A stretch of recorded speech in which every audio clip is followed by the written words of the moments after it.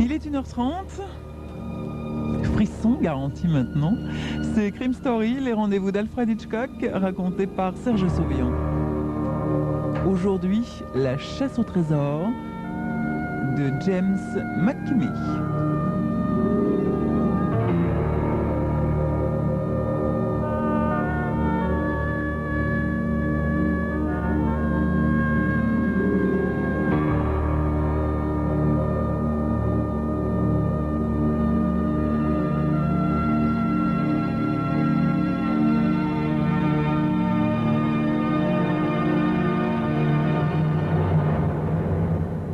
J'aurais dû me méfier quand cet élégant freluquet de Barstow m'a appelé ce matin. Voilà 40 ans que je suis flic et voilà 39 ans que je me dis chaque année, à la même époque, que je ferais bien de débrancher mon téléphone quand je suis en vacances. Mais quand on est flic, un vieux flic, on se résout pas à mettre sous silence un téléphone, quel qu'il soit. J'inaugurais donc mes congés payés à lire le journal ce matin quand le téléphone sonne. Sean Gablick, j'écoute. Bonjour, inspecteur Barstow à l'appareil. J'aimerais vous voir. Pourriez-vous passer à mon bureau aujourd'hui? Oui, je sais, vous êtes en vacances. Mais il s'agit de quelque chose qui ne manquera pas de vous amuser, j'en suis persuadé. À dire vrai, la dernière chose qui m'est vraiment amusé, ce sont les 1000 $ que j'ai gagnés à une loterie en 1959. M'étonnerait que ce Godliro de Barstow me fasse rire, surtout pendant mes vacances. Mais comme la principale caractéristique d'un flic est la curiosité, vers 11 heures, sa secrétaire m'introduit dans son bureau dont la tapisserie à elle seule représente 2 mois de salaire d'un flic. Bonjour, inspecteur. Prenez donc la peine de vous asseoir. Je vous écoute, Barstow. Fais-je à ce quadragénaire mince dont l'idéal esthétique se situe entre Vogue et Playboy. Vous vous souvenez de Tony Snyder, Gablick? Ouais. J'ai essayé de le coffrer l'an passé pour un hold-up de 400 000 $. Le jury l'a déclaré non coupable et il est mort d'une crise cardiaque peu après. Bonne mémoire, inspecteur, dit-il ironique. Eh bien, figurez-vous que ce pauvre Tony Snyder a fait de vous son légataire universel. Quoi? Vous plaisantez, là? Vous voulez dire qu'il m'a légué tous ses biens? C'est exactement ce que je suis en train de vous dire, Gablick. Je secoue la tête écœurée. Enfin, c'est insensé, c'est absurde. Pourquoi est-ce qu'il m'aurait mis sur son testament? Surtout moi. Peut-être a-t-il fini par vous apprécier et vous l'avez pourchassé assez longtemps, n'est-ce pas? Imbécile. Quand est-ce qu'il a fait ça? Après le procès et sa première attaque cardiaque, il est venu me trouver. C'est normal qu'il ait pensé à moi, vu que je suis son avocat et que je l'ai défendu pour cette triste affaire de hold-up. Il m'a remis tout l'argent qu'il avait économisé au fil des ans en me disant qu'il désirait que vous ayez tout ce qui lui resterait le jour de sa mort. Il savait qu'il n'en avait plus pour très longtemps, et les fêtes lui ont, hélas, donné raison. Mais quel argent a-t-il bien pu économiser à part celui du hold-up? Hein? D'où le sortirait-il de sa pension minable d'ancien combattant? Allez, Barstow, c'est ridicule. Des royalties, Gablick, des royalties. Il écrivait des chansons, vous vous souvenez? Ouais, alors chantez-moi une, Barstow. Vous en avez déjà entendu, vous, des chansons de Tony Snyder? Eh bien, il m'a fait entendre certains de ses disques un après-midi quand nous mettions au point sa défense pour le procès du hold-up. Je ne peux m'empêcher de jurer grossièrement. Mais pourquoi le détestez-vous à ce point, inspecteur Gablick? Parce que je déteste tous les criminels, Barstow. Snyder n'a jamais été capable d'exercer un boulot honnête. Il trichait sur tout ce qu'il faisait, il flouait, escroquait. C'est la seule explication de sa façon de vivre. Finalement, il a dévalisé une banque. Il était du genre à vivre au crochet de tout ce qui se présentait. Peut-être ne comprenez-vous pas cela, monsieur l'avocat, mais c'est mon boulot de protéger la société de telle pourriture. N'empêche qu'il vous a laissé tous ses biens, Geblick. Ouais, parlons-en de tous ces biens. Tenez, voici l'inventaire, Fait Barstow en me tendant une enveloppe. Alors je me mets à lire l'inventaire du misérable contenu de la baraque de Tony Snyder dans les quartiers pauvres. Bien entendu, les 400 000 $ du hold-up ne sont pas sur la liste. À moins que Barstow ne les ait empochés, je me demande où ils peuvent bien être. Si vous pensez que je possède de l'argent sale, je vous autorise à fouiller mes comptes bancaires, fait remarquer Barstow. Je me contente de hausser les épaules. 2 heures plus tard, je gare ma voiture dans un quartier minable et considère un bâtiment délabré au milieu d'une parcelle où croissent les vieux journaux et les boîtes de bière vides. J'entre. Exactement comme je m'y attendais, sauf l'odeur qui est pire. Le paradis des vieux mégots, des chaussettes sales, des bouteilles vides et des fauteuils défoncés. Un intérieur tout à fait au portrait de l'homme. Une chose pourtant dénote dans toute cette crasse. Une bibliothèque qui couvre un pan de mur et des appareils d'enregistrement musicaux. Il y a même un vieux bidule grâce auquel on peut enregistrer directement sa voix sur un disque souple. En fait, davantage une curiosité de champ de foire qu'un outil de studio d'enregistrement sérieux. Dans la chambre, les draps sont exactement tels que Snyder les a laissés avant d'être foudroyé par une crise cardiaque. En vieux flic qui se respecte, je commence à fouiller. Les gens planquent souvent des tas de trucs dans leur chambre. C'est ainsi que, sous le matelas, par exemple, je découvre un papier agrafé à un billet de 20 $. Et devinez ce qui est écrit dessus au crayon. D'accord, Geblick. Le hold-up, c'était moi. Et en voici la preuve. Si tu veux le reste, trouve-le.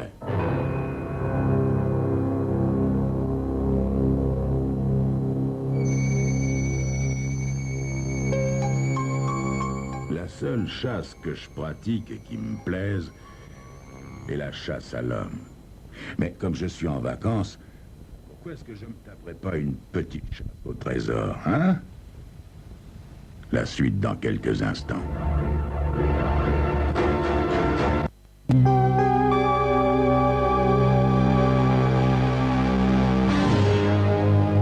Je relis le message plusieurs fois, puis je cours vers ma voiture où je garde toujours la liste des numéros des billets que la banque avait diffusés après le hold-up. Je la parcours des yeux jusqu'à ce que je trouve celui qui correspond au billet de 20 $ agrafé au message. Tony Snyder n'a pas menti. Le lendemain matin, je reviens avec une valise de vêtements et ma boîte à outils. Je redresse les meubles, enlève la poussière, nettoie la moquette, lave la vaisselle, après quoi j'enlève les draps et je les porte à une laverie automatique. Pendant que le linge tourne, je reviens palper soigneusement chaque pouce du matelas. Je fouille les quelques vêtements élimés de Snyder et frappe sur les murs dans l'espoir d'un son creux. En vain. Évidemment, je me doute bien que ce ne sera pas facile car il était plutôt futé, Snyder. 3/4 d'heure plus tard, je retourne au lavoir mettre les draps dans un séchoir et je m'assieds pour réfléchir. Tony Snyder était parfaitement au courant des habitudes du personnel de cette banque, où il avait ouvert un compte d'épargne, voici une vingtaine d'années. En raison de l'activité qui règne à l'heure du déjeuner, la plupart des employés prennent leur pause de 14 à 15 heures. Aussi ne reste-t-il que 2 caissiers et le directeur adjoint. La banque a 2 entrées, la principale sur le devant et une autre à l'arrière du bâtiment. Sans montrer la moindre originalité, Snyder a mis un masque de caoutchouc, de légers gants de cuir et est entré par derrière avec un sac en plastique. Il a fait entrer les rares employés dans la salle des coffres, a raflé tout l'argent qu'il a pu y trouver, a fermé les portes blindées, puis s'est servi largement dans les caisses. Le tout en 4 minutes. Le seul indice qui ait pu l'identifier, en plus d'une vague description, était une vieille montre au bracelet de cuir usagé. Montre au dos de laquelle était gravée l'inscription « Pour Tony de la part de maman ». Il a reconnu que la montre lui appartenait et prétendu qu'il l'avait perdue lorsqu'il s'était rendu à la banque en fin de matinée, ce qui était parfaitement exact. Pendant le procès, j'ai eu beau affirmer qu'il était venu pour faire une dernière reconnaissance, ça n'a hélas servi à rien. Barstow, son avocat, a insinué que j'étais à la recherche d'une arrestation facile pour un hold-up que je ne pouvais pas éclaircir. Et ça a marché. Tony Snyder, acquitté au bénéfice du doute.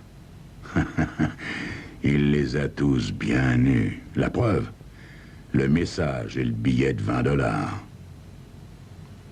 Les jours suivants, je me nourris de conserves réchauffées sur la vieille cuisinière de Snyder. Je dors dans le lit de Snyder, c'est à peine si je ne porte pas les vestons de Snyder. J'examine chaque centimètre carré de la mansarde en rampant sur le ventre. Il n'y a pas de cave, mais je fouille systématiquement sous le plancher et je gratte chaque parcelle de terre. Idem dans le jardin. Je suis à la veille de ma retraite, n'est-ce pas? Et j'avoue que descendre au Mexique, à Guayamas ou Mazatlan, avec $400 000 en poche, me permettrait de finir mes jours en beauté, autrement à l'aise qu'à New York avec une maigre retraite de flic. Faut être réaliste, hein, parfois dans la vie. J'en suis là dans mes pensées quand je lève machinalement le dessus d'une commode. Une cache tellement évidente que je l'avais négligée jusqu'ici. Il y a un petit billet qui m'attend. Puisque tu t'es imaginé qu'il se trouvait là, Geblick, trouve donc ce que Perrette la laitière signifie. Tiens, qu'est-ce que ça veut dire, ça? Je regarde au plafond en imaginant Tony Snyder se marrer dans les nuages. Patty la laitière. C'est un surnom, ça. Je file à la cabine téléphonique du coin et j'appelle mon collègue Pelowski. Salut, Geblick à l'appareil. Dis-moi, quels renseignements avons-nous sur Perrette la laitière? Ben, t'es pas en vacances? Me demande-t-il. Bah, appelle-moi dans un quart d'heure, tu veux? Une cigarette et demie plus tard, je retéléphone. Tout ce que nous avons trouvé, c'est Perrette la vache, une maquerelle. Je me mets à transpirer. Rien d'autre? Non, j'en ai parlé à Jones. Il m'a dit que tu devrais voir Aesop. Aesop? Qu'est-ce que c'est que ça, Aesop? On a quelque chose sur ce gars-là? Non, non, j'ai vérifié, mais tu connais Jones avec ses mystères, hein? Tu sais que c'est un drôle de citoyen. Ouais, ça, tu peux le dire. Fais-je en raccrochant. Revenu dans la maison, je me mets à fouiller le frigo et le placard de la cuisine. Il n'y a que 2 objets suffisamment grands pour contenir le fric. Un paquet de sel et un autre de cornflakes. Je les déchire et mêle le sel aux cornflakes sur la table. Rien. J'enrage. La tension en éveil, je refais un nouvel examen général. Voyons. Perrette la laitière. Perrette la laitière. Je ne parviens pas à m'ôter de l'esprit ce sobriquet ridicule. J'ai l'impression que ça devrait me dire quelque chose. Mes pas me guident machinalement vers la bibliothèque dont j'ai ouvert chaque livre, inspecté chaque page. C'est alors que je vois sur la tranche d'un volume en cuir noir Aesop. J'arrache le livre de son rayonnage et le parcours, une fable après l'autre, jusqu'à ce que j'en trouve une intitulée « La laitière et le pot au lait ». Ah, ça y est, je me souviens maintenant. Un truc que l'instituteur nous avait récité, il y a de ça une éternité. Je lis la morale de la fable en grinçant des dents. Nom de non. C'est un vicieux, ce Tony Snyder. Je m'apprête à lancer le livre au mur quand j'aperçois que plusieurs lettres ont été soulignées d'un trait fin. Ça donne E-D-S-Q-U-I. Etzqui. Non, là, trop, c'est trop, hein. Je sors m'acheter une bouteille de whisky et je reviens mieux armé dans mon endroit de méditation favori. Au deuxième verre, mon cerveau devient plus imaginatif, si vous voyez ce que je veux dire. Je commence à entendre la voix stridente et désagréable de Tony Snyder me murmurer « Etzqui, Giblick.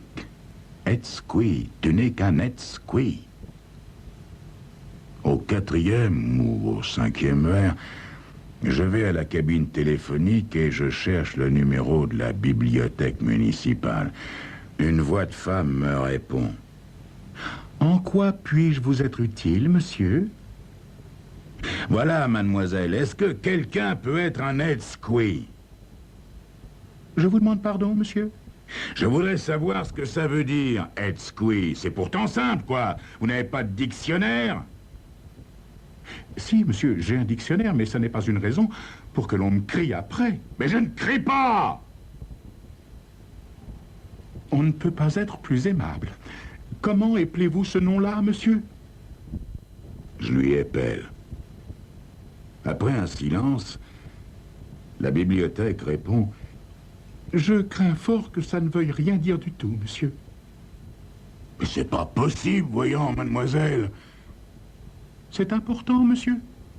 demande la femme. « Mais oui, bien sûr, c'est important. » Il me semble que je la sens réfléchir au bout du fil. « C'est peut-être un anagramme. »« Un quoi ?»« Un anagramme, monsieur. Un mot forgé à partir d'un autre en changeant la place des lettres, voyez-vous. Etzqui, dites-vous. Etzqui, voyons. Disque, s'exclame-t-elle. Disque, ça vous va? Et comment que ça me va? Dis-je en raccrochant quelque peu grossièrement. Je regagne la maison au pas de course, sous l'œil amusé d'une bande de mômes qui jouent au foot. Je ferme la porte à clé et je m'agenouille devant la collection de disques de Tony Snyder. Pas bête, Tony, pas bête du tout.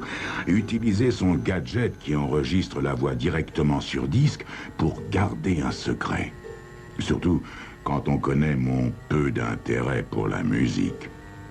Je mets un disque sur la platine et j'entends le son de la clarinette de Snyder, détonnant, criard, jouant une mélodie indéfinissable qui lui inspirait sans doute les paroles de ses chansons. Je me tape tout le disque. Et puis un autre, et puis un autre, et encore un autre. Ma tête est endolorie. Je me verse un verre bien tassé de whisky. Après Elvis Presley, Jane Vincent, Mike Jagger, Eric Satie et Ravel, mes nerfs commencent à bourdonner. C'est alors que j'entends une voix aiguë et familièrement âpre s'exclamer « Hé, Giblick, tu m'entends ?» Je sursaute comme si le fantôme de Tony Snyder apparaissait sur mes genoux. « Qu'est-ce que t'en dis, Giblick, hein ?» « Où est le fric ?»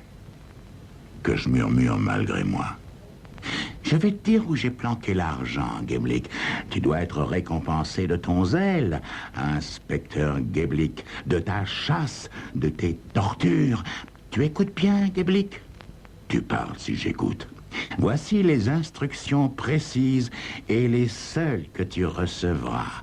Ouvre grand tes oreilles. Voici le grand moment. » Le bougre marque un petit silence avant de continuer.